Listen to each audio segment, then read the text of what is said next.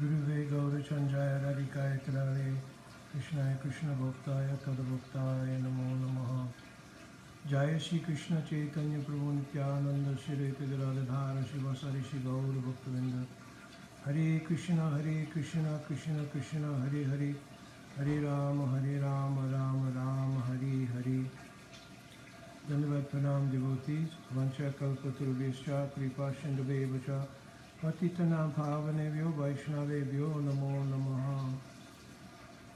So I'm taking some time from my Swadhyay this morning. Swadhyay means like your personal study. So many times after a morning program in Japa, it's good to sit quietly during this time of day to try to hear Harikatha of one's Gurudev or to study the Shastra. So that's normally done at this time. So I'm not going to take a lot of time this morning, but I did not want the day to pass by because it's a busy day for me, that I didn't get a chance to get back to one devotee who asked two questions actually. So the first question was, and I'm just going to paraphrase the questions because they're on my phone. One of the questions was about Jiva Tattva, but it was specifically about the idea that if the Jiva, as this devotee has heard from several devotees, which is true Tattva, that the Jiva's sojourn in the material world has been since Anadikal. And he's also heard the Tattva from the 16th chapter of Jaiva Dharma that Srila Bhaktivinoda Thakur has explained to Brajanath in their questions and answers, that this is also one Leela of Krishna's called Shrishti Leela. So I mentioned in Chaitanya Charitamritam also, it's mentioned clearly Swangsa Vivinam Sadupa Hanavishtar Ananta Vaikunte Brahmananda Karena Vihar, that the Lord has pastimes both in the unlimited Vaikunta and also within the material cosmos in terms of Shrishti Leela. So I don't want to go down a whole track, but the gist of the question that he wanted addressed was whether or not it is some cruelty or partiality on behalf of Bhagavan that some jivas are in the material world and they are suffering and other jivas are eternally liberated. So I'm doing a short answer here. And the short answer is that two things need to be considered. One is the genesis of questions of this nature arise from our identification with the false ego and our material identity. And the reason I say that is because from the aspect of the swarup of any jiva, which is dasitva to Krishna, the conception of Krishna's desire would not come into question. So try to digest this clearly. In the mood of dasitva, that means the realized state of being Krishna's servant, then Krishna's happiness is paramount. Krishna shuke cheshtamano vyavyahar. It's mentioned in Chaitanya Charitamrita. Tati gopi shuke dhuke gopira na kare vichar. They don't take consideration for their own happiness. Similarly, atmendriya priti tare vanche bhare kam. The idea of thinking of my own happiness is in the category of kam, the material feeling of self-enjoyment. So the question doesn't arise from the nature of the Atma. It arises from the false ego having identified with a particular body in a particular material life, and then considering from the mundane or material intelligence consideration of, well, I've been here so long and I have suffered. So, well, I'll get to suffering in a minute, but I have suffered, and therefore I'm looking for someone to be accountable. Now, sometimes it's justified, well, I made the choice to come here, therefore the suffering is on me, right? And even in the verse in the 10th canto of Bhagavatam, Tattayanu Kampam Sushamikshamano Bundevatma Kritam Atmakritam vipakam. Atmakrit means I've done something and therefore I'm the recipient of my own actions. But because we're talking about the genesis or the origin of the jiva in the material world, the question arises, well, why did I come in the first place? Even if I accept that Atmakrita will apply to everything since I've been here, my originally coming here, what was my fault? So, and this is where the question arises whether or not the Bhagavan has displayed partiality for one and any kind of cruelty. Because sometimes it arises, why would Bhagavan, which was the direct question in Jaiva Dharma of Brajanath, couldn't Bhagavan find a different way, essentially, to have his Srishti Leela without having the jivas have to suffer, right? So we went over one part. One part is that certainly this is a Leela of Bhagavan. And because Bhagavan is Swarat, truly independent, he is in a position to have every right to do as he pleases. The very nature of dasitva, the original nature, the constitutional nature of the jiva, accommodates this without not only feeling unhappy about it, but feeling extreme bliss in the idea that Krishna can do whatever it is he wants. Right? This is the whole nature of the mood of dasitva, and then from dasitva, whether it is in Dasyaras, Sakyaras, Vatsaliras, Madhurya, whatever, rasa manifests from that essential dasitva, then this is the very intrinsic nature of it, that one is happy, that Krishna is happy.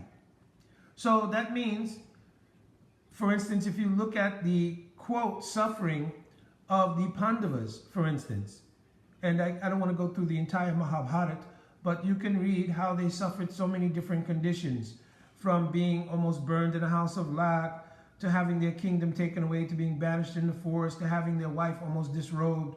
So how many sufferings did they go through? Quote sufferings. But they're eternal associates of the Lord. And if we attribute an idea that suffering is, as we experience in the material world, also there in the spiritual world, what is the difference between the spiritual and material world? So rather, we have to understand that quote suffering in the spiritual world is actually a variety of lila, and all lilas provide an unlimited amount of bliss that manifests in a variety of spiritual emotion, which we are not familiar with yet, having not experienced it. Similarly, the next phase is, to answer that question, is that suffering in the material world is actually a byproduct of illusion. Because it's clearly mentioned in Srimad Bhagavatam, Arnato Pasamam Sakshat, Bhakti Yogam Sarhoksajam, Lokasha Janato Vidvam, Chakra Sattva Samitam. Chakra Sattva Samitam. That Vyasadeva wrote the Srimad Bhagavatam just to show the jiva that the so-called suffering is superfluous. This is the actual translation I'll show the Prabhupada used. It's superfluous to the jiva. It's not the jiva that's suffering. It's the vicarious identification of the jiva with matter that is the cause of suffering. In the jiva itself, Jiva Goswami is written in Paramatma Sandarbha, Chid Ananda Atmaka. The very nature of the jiva is Dukkha Pratiyogita, which is the commentary that's given on it. Dukkha Pratiyogita means there is no misery in the Atma itself. So how does misery form? It forms when the jiva, having vicarious identification through the chitta with the three modes of material nature, identifies with a particular ahamkara. That ahamkara gives rise to the belief that the particular asmi, it's called, or upadi, that arises from one karmic manifestation to another is actually me, and whatever that karmic portfolio that plays out is, inclusive of the suffering, that's happening to me. And whatever, quote, happiness is, that's all happening to me. But it's not. The jiva has not ever been part of the material energy directly. Asanga hi anyam purusha, the actual jiva never touches Maya. So I've given the example so many times that, like looking at a TV screen and seeing any kind of movie or drama play, then the jiva identifies with that drama, the characters in the drama, and makes an emotional investment in the drama, and therefore rides the emotional wave of the plot with the ups and downs of a hero and a heroine, etc., etc. The same thing is happening with the entire material experience. It's just that now, having come to some degree by the grace of Guru Sadhu, under the shelter of bhakti, there's clear vision about what was happening. So actually the jivas weren't suffering, they were misidentifying with the false ego and the gross and subtle bodies that arise from karmic unfoldment, life after life, and thinking I'm suffering. So really, in reality, they were not suffering in the first place, right? Now, even if we did consider that it was suffering, then again, we have to measure if the idea is Krishna's happiness, because now we're speaking in the context of those who want to serve Bhagavan, those who are practicing bhakti with the goal to realize their seva to Bhagavan. Then an intrinsic or a crucial or indispensable part of that is the idea that Krishna's happiness is paramount. I was not suffering actually anyway, but even if I think I was suffering, and it was part of Bhagavan's Leela, my ability to digest the idea that I would suffer for the sake of the Lord's happiness is a crucial thing to the mood of being Das of Krishna. We undergo tremendous suffering even for material relationships. But we'll question the motive and intention of Bhagavan if we come to find out, well, I was in the material world and I've had to undergo, quote, some difficulty, which one, Atmakritam, is produced by my own activities, and secondly, is produced by my own misidentification with the material energy. So this is a very important thing to be able to get on track with getting free from the idea of the material body in the first place, right? That actually, yes, there are some karmic unfoldments, and that's where tate anukampam comes in. I have to tolerate and bear with these things that have come about from my karma, the things that I've produced from my own activities.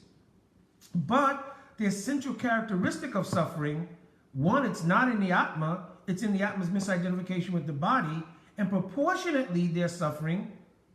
And two, even if we identified that as the case, well, if it was for the pleasure of our worshipable objective, then what is the issue here?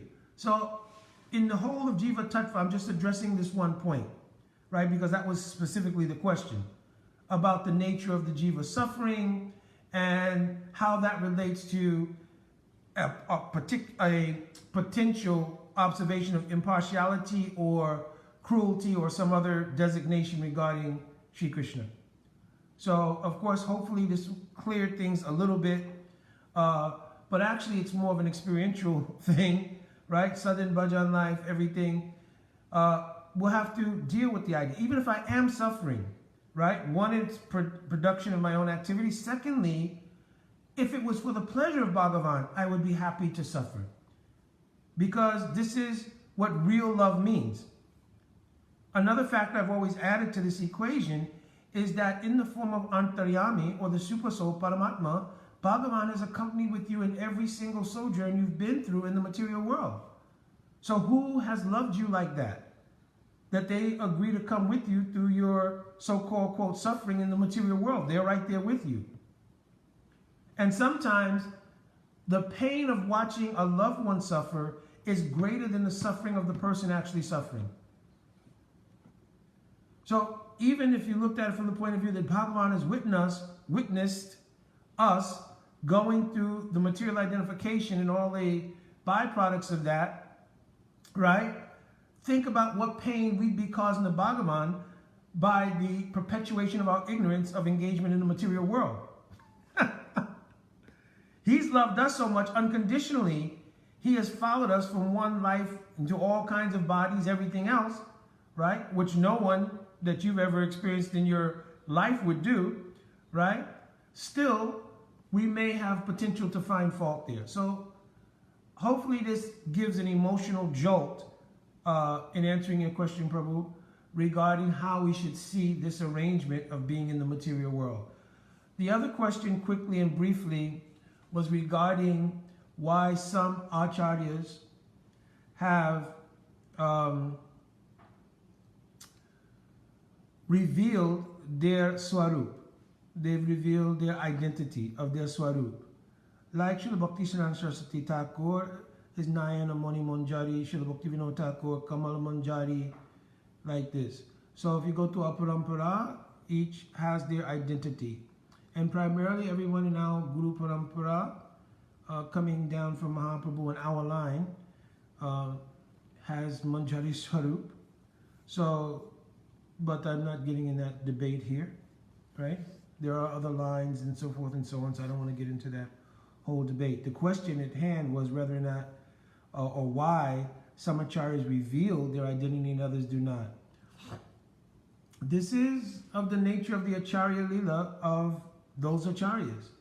Some acharyas, by the nature of their acharya lila, some incident, some situation happens in which their inner identity is revealed, and for others, no circumstance arises, or it's calculated that they do not, which forces the sishyas, disciples, to do deep bhajan in order to realize the identity of their guru, right? Because real realization of guru's identity doesn't come even if you hear the name. It comes from the byproduct of bhajan and kripa. So by bhajan and kripa, one realizes, just like realizing Sri Radhakrishna Yugala Mahaprabhu, one realizes by kripa and bhajan. It doesn't realize just by information content. So that I will say, well, this is my guru, so-and-so Manjari, doesn't directly give realization of that fact. There are some, obviously, in some parivaras, right, in the parivar tradition, right, it may be some integral part of the process of doing bhajan that they follow their guru pranali. And in this way, different identities of their guru parampara are revealed. So for the most part, also in a guru parampara, it's there. One should research and understand who is who in our guru parampara. And in a case where one's guru has not revealed, one should do deep bhajan under guidance of any shiksha guru. And then in that situation, it may be possible also to have revelation of the identity of one's guru. And then, because the idea is, I don't want to just know for information, but I want to realize my Gurudev in relation to realizing myself as a sevak of my Gurudev. So my Guru Rupa Sakhi, his Manjari form, I want to serve. So I don't want to just put in my pocket, oh, my Gurudev is so and so Manjari. I want to serve. So not knowing the identity is as important as realizing the nature of my own swarup by bhajan and kripa to be able to serve the lotus feet of my Guru Rupa Sakhi. Understand? So this is more important. So anyways, hopefully, Prabhuji, that answered your question. There are so many devotees much more senior, so you can also inquire from them, find any very senior devotee, and you can inquire, and maybe if you find out, you can also write in the comments. That way I can hear also from more senior devotees and have some clarity myself like that. My understanding is it is a byproduct of the Acharya Lila. In some Acharya Lila, it may manifest, right? And in some parivars, like I said, it is a direct part of the bhajan process that they will know the pranali, their guru pranali, means the line of their gurus, that channel, and they'll know the identities of each. In our Bhagavat Parampara, it's also prominent that we know the majority of who's who in our line. Mostly in the very contemporary situation of acharyas, then some may or may not know. By grace of the kripa of our Guru Dev, he revealed, right? So we know. But again, the idea is not just simply to know, but to do deep bhajan, and via bhajan life, be in a position to serve Guru Rupa Sakhi. And that begins by serving Guru Dev in his Acharya Lila here. So the form that I did recognize of my Guru Parapadma, I should be absorbed in a mood of rendering service there. And by rendering service there, which is the extension of Gaur Lila, then Gaurangera Rasanave, Shetarange, Javiduve, Shirara Madhav Antaranga. So if I'm engaged in serving my Gurudev's lotus feet in his Acharya Lila as the extension of Gaur Lila, if I go deep into that, by the nature of bhajan life, revelation will come and I'll rise in the Antaranga of Radha Madhav, in which I can see the Siddharup of my Gurudev in his Manjari Swarup, also my own Swarup, like this. This is the aim and objective. Right? Of course, the immediate aim and objective is to get Nishta in bhajan.